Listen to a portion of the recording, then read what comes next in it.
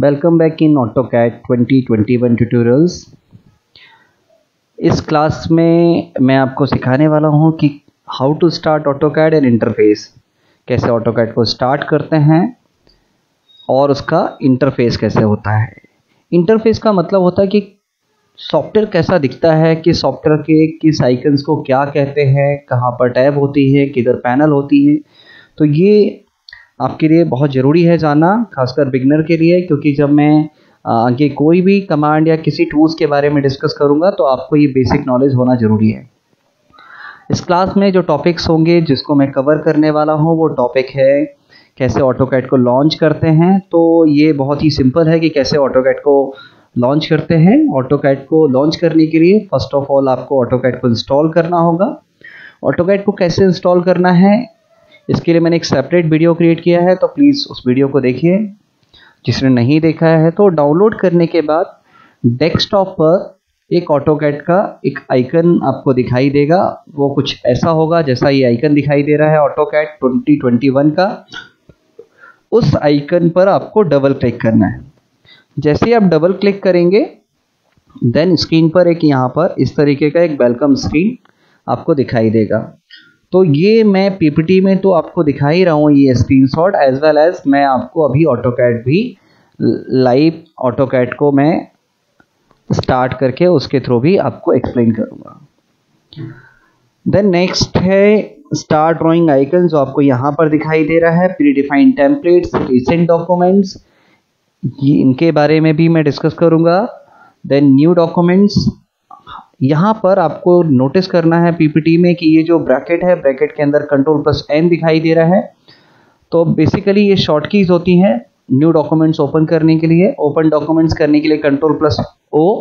तो ये वही शॉर्ट कीज हैं जो बेसिकली विंडोज़ में किसी अदर सॉफ्टवेयर में भी होते हैं, बट ऑटोकैड के आपके खुद के अदर शॉर्ट कीज होंगे, वो भी मैं आपके साथ डिस्कस करूँगा। तो जब कभी भी आपको ब्रैकेट में आपको इस तरीके के कुछ शॉर्ट कीज दिखाई देते हैं या कुछ भी दिखाई देता है तो इसका मतलब है कि वो शॉर्ट कीज है। नेक्स्ट टॉपिक होगा new interface and classic interface. तो वो भी हम डिस्कस करेंगे कि किस तरीके का क्लासिक इंटरफेस होता था। अभी पहले मैं आपके साथ जो डिस्कस करूंगा वो न्यू इंटरफेस होगा। Then unit setting 1, unit setting का ये पार्ट 1 है। पार्ट 1 का क्या मतलब है कि यूनिट सेटिंग में कुछ बेसिक मैं आपको पार्ट 1 में बताऊंगा। पार्ट 2 फिर से मैं किसी अनदर वीडियो के साथ में डिस्कस करूंगा। पार्ट 3 और डिटेल्स में यूनिट सेटिंग्स के बारे में डिस्कस करूंगा, क्योंकि अभी आप स्टार्टिंग कर रहे हैं तो स्टार्टिंग में मैं बहुत ज़्यादा डिटेल्स में एक पर्टिकुलर टॉपिक्स में नहीं बता सकता, अदरवाइज फिर आपको समझ में नहीं आएगा। तो चलिए स्टार्ट करते हैं। इंटरफेस, इंटरफेस में देखेंगे आप ये एक ऑटोकैड का स्क्रीन का इंटरफेस है। इस इंटरफेस को दिखाने का पर्पस ये है कि आपको यहाँ पर जो भी नेम दिखाई दे रहे हैं कि रिविन किसको कहते हैं, इन्फो सेंटर कहाँ है, तो देखिए आप ये रिविन है, ये मैं ऑटोकैड पे भी दिखाऊंगा। यहाँ पर स्क्रीनशॉट के थ्रू पर्पस मेरा ये है दिखाने का कि आप कभी इनकेस किसी नेम को भूल जाते हैं या कुछ आपको बाद में याद नहीं रहता है तो आप वीडियो को बैक में जाकर फिर से देख सकते हैं। ये जो स्क्रीन दिखाई दे रहा है ये ड्राइंग एरिया है, ये क्यूब है, ये navigation bar, UCS, command window, then bottom में स्टेटस बार एंड देन यहाँ पर ड्राफ्टिंग सेटिंग्स है। अभी ऑटोकैड को जब मैं स्टार्ट करूँगा तब भी मैं ये सारी चीज़ों को डिस्कस करूँगा। नेक्स्ट अभी देखते हैं रिविन। रिविन क्या है फिर से देख लेते हैं। रिविन देखिए यहाँ पर स्क्रीन पर टॉप में ये जो हॉरिजॉन्टल बार दिखाई दे रहा है इसको रिविन कहते हैं। उसी रिविन को यहाँ पर डिटेल्स में एक्सप्लेन करने वाला हूँ। ये रिविन्स है। रिविन्स में आप देखेंगे तो यहाँ पर बेसिकली ये टैब होती हैं, पैनल्स होते हैं, ड्रॉ पैनल्स, मॉडिफाई पैनल्स, और ये जो टॉप में दिखाई देते हैं इंसर्ट, होम, इन सबको हम टैब्स कहते हैं। देन बॉटम में ऑटोकैड कुछ इस तरीके से दिखता है। बॉटम में ये कमांड विंडो होता है जहाँ पर कमांड लाइन होती है, जहाँ पर हम कमांड टाइप करेंगे। कमांड क्या है, बेसिकली ऑटोकैड में जो शॉर्ट कीज होती है वो हम कमांड के थ्रू ही एज अ इनपुट डिफाइन करते हैं। ये मॉडल टैब है। लेआउट टैब आपको जो दिखाई दे रहा है ये भी अभी हम ऑटोकैड पर देखते हैं। नेक्स्ट एप्लीकेशन मेनू। एप्लीकेशन मेनू कहाँ पर होता है वो हम देख लेते हैं। तो ये देखिए, जब हम ऑटोकैड को स्टार्ट करते हैं तो सबसे लेफ्ट में ये लेफ्ट टॉप कॉर्नर पर आपको एक आइकन दिखाई देता है। इस आइकन को ही एप्लीकेशन मेनू कहते हैं। जब हम उस एप्लीकेशन मेनू पर क्लिक करते हैं तो कुछ इस तरीके का एक मेनू बार ओपन होता है, जहाँ पर हमें रिसेंट डॉक्यूमेंट दिखाई देंगे, ओपन डॉक्यूमेंट्स का एक आइकन दिखाई देगा, और यहाँ पर सेव, एक्सपोर्ट, ड्राइंग, यूटिलिटी, इसके अंदर यूनिट एंड बहुत सारे ऑप्शंस होते हैं, तो ये भी हम देखेंगे। देन एक ड्रॉप डाउन ऑप्शन है, तो मुझे लगता है ये ड्रॉप डाउन ऑप्शन में आपको बेटर होगा कि ऑटोकैड में ही एक्सप्लेन करो। यहाँ पर आपको कर्सर को देखना है, ये different type of cursor mode हैं। तो यहाँ जो आपको चीज़ समझने वाली है वो बेसिकली ये है कि ये क्रॉस हेयर है, जो प्लस का सिंबल आपको दिखाई दे रहा है, वो जो बॉक्स आपको स्क्रीन पर दिखाई दे रहा है, ये बॉक्स, इसको हम कहते हैं अपर्चर बॉक्स।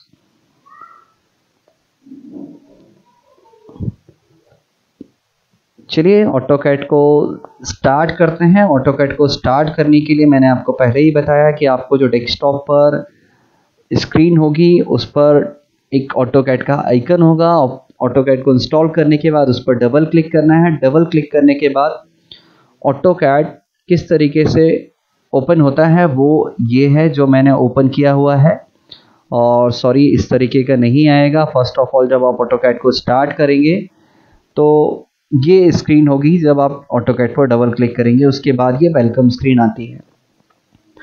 ये वेलकम स्क्रीन पर आप देखेंगे कि यहाँ पर रिसेंट डॉक्यूमेंट्स हैं। रिसेंट डॉक्यूमेंट्स ये वही डॉक्यूमेंट्स हैं जो अभी आपने रिसेंटली यूज किए होंगे, तो आप तो बिगनर होंगे, आपके कोई रिसेंट डॉक्यूमेंट्स होंगे नहीं। ये नोटिफिकेशन एरिया है जहाँ पर ऑटोडेस्क से कुछ नोटिफिकेशन आते हैं। इन सब के बारे में हम डिटेल्स से डिस्कस करेंगे बाद में। अभी आपको क्लिक करना है स्टार्ट ड्राइंग पर। स्टार्ट ड्राइंग पर क्लिक करना है। स्टार्ट ड्राइंग पर क्लिक करने के लिए आपको यहाँ पर क्या करना होगा, इस आइकन पर जाकर क्लिक करना है लेफ्ट माउस बटन से। यहाँ पर कुछ प्री डिफाइंड टेम्पलेट्स भी हैं। ये क्या होते हैं इसके बारे में एक मैं सेपरेट वीडियो क्रिएट करूँगा कि व्हाट इज़ टेम्पलेट, टेम्पलेट का क्या यूज होता है। बट इन शॉर्ट आपको बता दूँ, ऑटोडेस्क कुछ प्री डिफाइंड सेटिंग्स आपको प्रोवाइड करता है। उन सेटिंग्स के साथ आपको वर्क करने के लिए एक फाइल उन्होंने दी होती है, उस फाइल्स को हम टेम्पलेट्स कहते हैं। स्टार्ट ड्राइंग पर जैसे ही आप स्टार्ट ड्राइंग आइकन पर क्लिक करेंगे देन ऑटोकैड स्टार्ट होगा। आपको बता दूं कि जब ऑटोकैड को आप फर्स्ट टाइम स्टार्ट करेंगे, ट्वाइस क्लिक करेंगे डेस्कटॉप पर जो आइकन होगा, तो ये थोड़ा टाइम लेगा ओपन होने में, तो आपको वेट करना है। क्योंकि मैंने पहले से ही स्टार्ट किया हुआ है इसलिए ये थोड़ा फास्ट दिखाई दे रहा है, फास्ट वर्क कर रहा है। बट जब आप पहली बार फर्स्ट टाइम ऑटोकैड को स्टार्ट करेंगे तो ये टाइम लेगा, आपको वेट करना होगा। वेट करने के बाद आपके पास में वो ऑटोकैड की वेलकम स्क्रीन आएगी। उस वेलकम स्क्रीन पर आपको स्टार्ट ड्राइंग पर क्लिक करना है। देन क्लिक करने के बाद एक्चुअल में अब ऑटोकैड स्टार्ट हो गया। सबसे टॉप में ऑटोकैड में आप देखेंगे यहाँ पर ऑटोडेस्क ऑटोकैड 2021 स्टूडेंट वर्जन दिखाई दे रहा है सॉफ्टवेयर। ये स्टूडेंट वर्जन पे ही मैंने वीडियो क्रिएट किया है क्योंकि मैंने आपको स्टूडेंट वर्जन सॉफ्टवेयर ही डाउनलोड कराया है। मेरे पास और भी अदर लाइसेंसेस हैं, तो वो लाइसेंसेस मैं यूज करता हूँ अपने इंस्टीट्यूट के लिए। मैं आपको रिकमेंड करूँगा कि आप पायरेटेड सॉफ्टवेयर यूज़ ना करें, ऑटोडेस्क की डायरेक्टली वेबसाइट से जाकर डाउनलोड करें, क्योंकि ऑटोडेस्क आपको free of cost license provide करता है, आप उसको यूज करें, but for learning purpose, not for commercial purpose. तो अभी देखिए ऑटोकैड स्टार्ट हो चुका है। जैसा मैंने आपको उस स्क्रीन शॉट के थ्रू एक्सप्लेन किया था कि ये जो कंप्लीट हॉरिजॉन्टल बार दिखाई देता है इसको हम रिबन कहते हैं। ये जो टॉप पे दिखाई दे रहे हैं ये टैब्स हैं। ये एप्लीकेशन मेनू है जो मैंने आपको बताया था। इस एप्लीकेशन मेनू में यहाँ पर आपको रिसेंट डॉक्यूमेंट्स दिखाई देगा। देन रिसेंट डॉक्यूमेंट्स के साथ में यहाँ पे सेव एज, बाकी सारी सेटिंग्स के बारे में हम डिटेल्स में बाद में लर्न करेंगे। अभी आपको बता दूं इस एप्लीकेशन मेनू से आपको उसको डीसेलेक्ट करना है, तो आप एस्केप की पर क्लिक कर दीजिए। एस्केप की कहाँ होती है?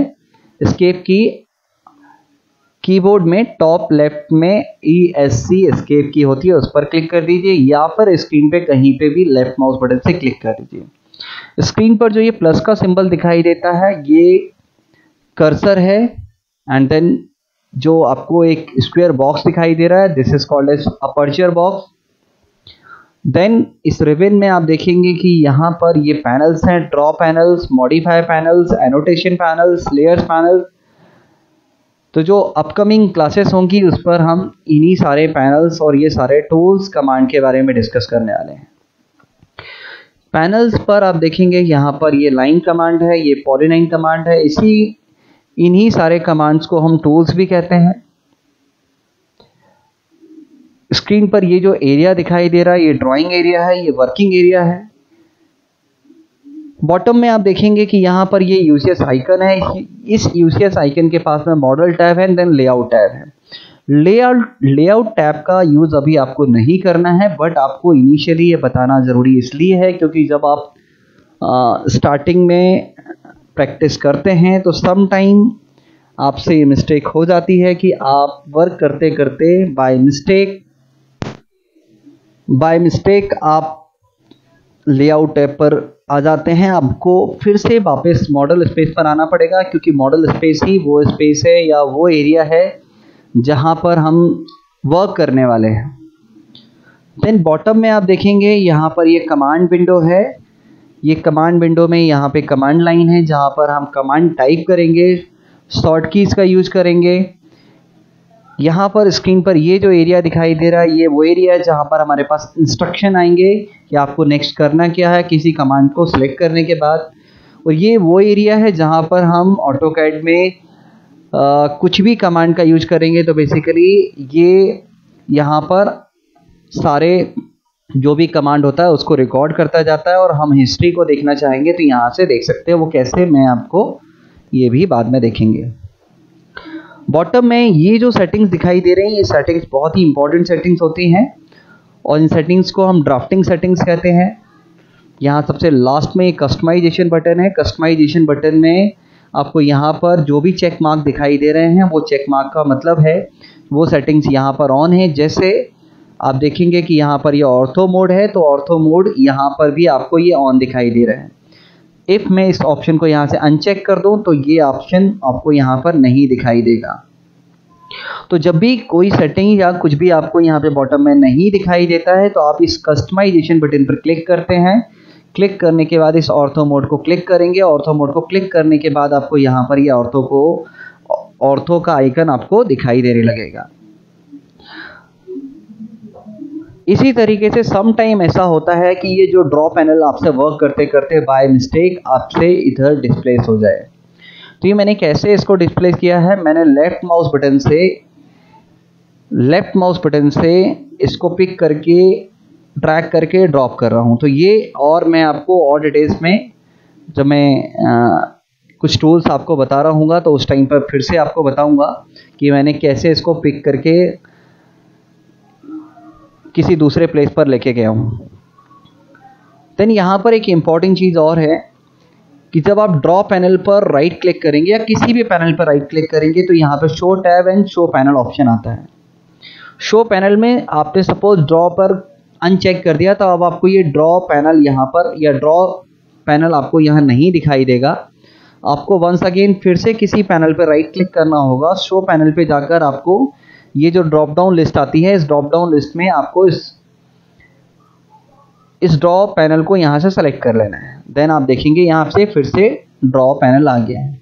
सपोज वर्क करते टाइम बाय मिस्टेक आपसे ये जो टैब दिखाई दे रही है, सपोज होम टैब ही आपको नहीं दिखाई देती है तो आप राइट क्लिक करेंगे किसी भी पैनल पे। स्क्रीन पर राइट क्लिक नहीं करना है, आपको किसी भी पैनल पर जो रिबन दिखाई दे रहा है इस रिबन एरिया में आपको माउस राइट बटन पर क्लिक करना है। माउस राइट बटन पर क्लिक करने पर शो टैब ऑप्शन आएगा और यहाँ से जाकर होम टैब को ऑफ कर सकते हैं। देखिए यहाँ से होम टैब चला गया। वंस अगेन आप यहाँ से होम टैब फिर से वापस लेकर आ सकते हैं।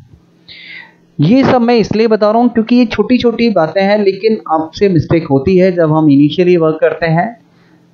तो मैंने देखा बहुत सारे स्टूडेंट के साथ में, क्योंकि हम लोग ऑफलाइन जब क्लासेस लेते हैं तब तो कोई इशू नहीं होता, हमारे साथ स्टूडेंट होता है वो उसी टाइम पर पूछ लेता है।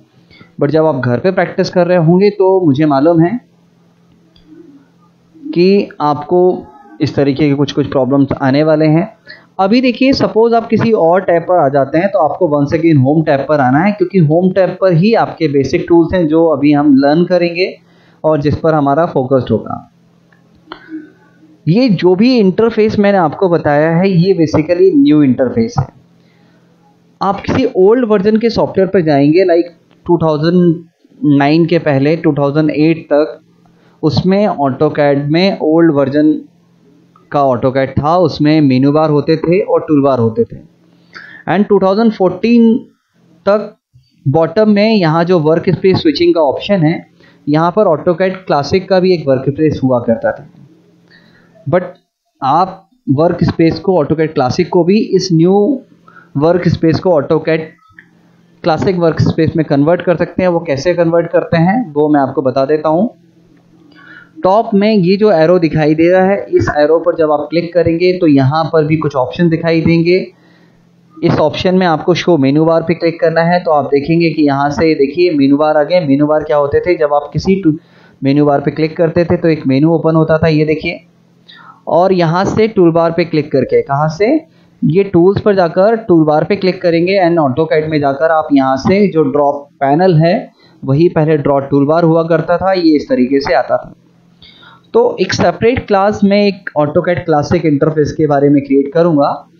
अभी जिनको ये समझ में नहीं आया है सो डोंट वरी, अभी मैं आपको बता देता हूँ कि मेन्यू बार को हाइड कैसे करना है। ये आइकन जो दिखाई दे रहा है, इस आइकन पर आपको क्लिक करना है and then hide menu bar पे क्लिक करना है। तो देखेंगे आप, ये फिर से नया इंटरफेस आ गया। और भी बेटर मैं ऑटोकैड क्लासिक के बारे में डिस्कस करूंगा, वर्क स्पेस के बारे में डिस्कस करूंगा।